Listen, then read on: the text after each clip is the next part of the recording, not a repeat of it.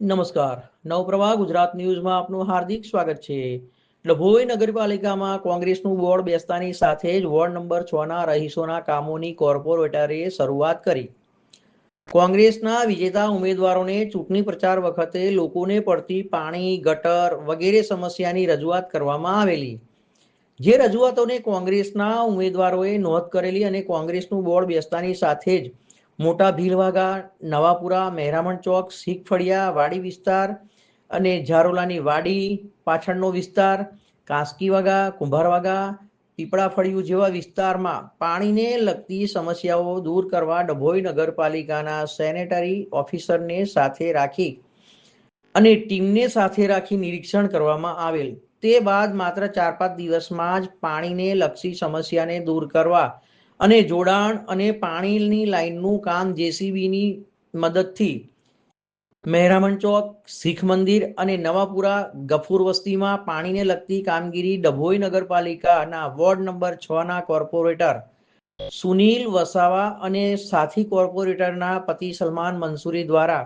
જોરશોરમાં કામગીરીની શરૂઆત કરી દીધેલ છે અને ટૂંક સમયમાં જ બીજા વિસ્તારોમાં પણ પાણીની સમસ્યા દૂર કરી દઈશું એવી ખાતરી કોર્પોરેટર એડવોકેટ સુનિલ વસાવાએ આપી હતી. ડભોઈ નગરના અંદર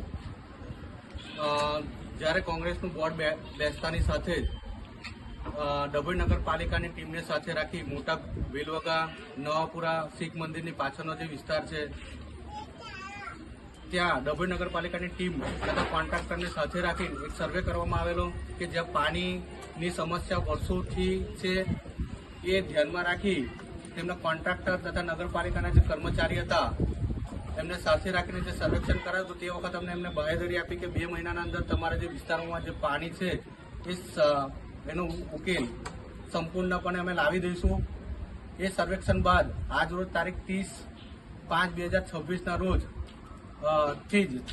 જીસીબી મોકલી આપેલ છે અને જે પાણીની જે સમસ્યા છે એનું નિરાકરણ કરવા માટે નવી લાઇનનું ખોદકામ શરૂ કરી દીધેલ છે અને ટૂંક જ સમયમાં આ તમામ વિસ્તારોમાં પાણી ઘરદીઠ જે નળમાં જે નવા કનેક્શનો નાખેલા હતા અને જે બૂમો હતી કે પાણી નહીં આવતા એ સંપૂર્ણ લોકોને સમાન રીતે પાણી પૂરું પાડવામાં આવશે, જેથી આ જે સ્થાનિક લોકો છે એમને જે વર્ષોથી જે પ્રશ્ન હતો એક કોંગ્રેસનું બોર્ડ બેસતાની સાથે જ તડાકા અને ભડાકાની સાથે જ આ કામગીરી ચાલુ કરી દીધેલ છે. આભાર.